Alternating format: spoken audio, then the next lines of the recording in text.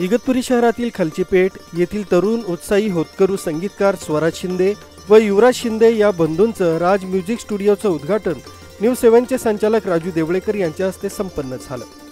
स्टुडिओत या प्रसंगी सत्यनारायण पूजा अल्पोपहार ठेवण्यात आला होता। शिंदे कुटुंबीय व मित्रपरिवार तसंच अपतेष्ट मोठ्या संख्येने उपस्थित होते।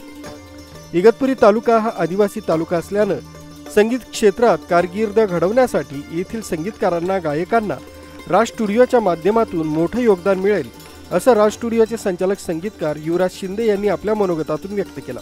नमस्कार, मी युवराज शिंदे। आज आपण इगतपुरी तालुक्यात राज म्युझिक या नावाने एक स्टुडिओ चालू केला आहे।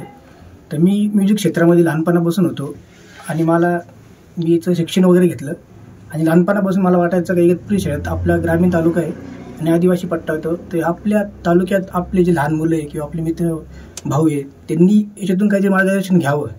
तर या हेतूने आज मी हा स्टुडिओ चालू केला आहे आणि नक्कीच इथं काहीतरी आम्ही नवीन करण्याचा प्रयत्न करू आणि काहीतरी समाजाला देण्याचा काहीतरी नक्कीच प्रयत्न करू।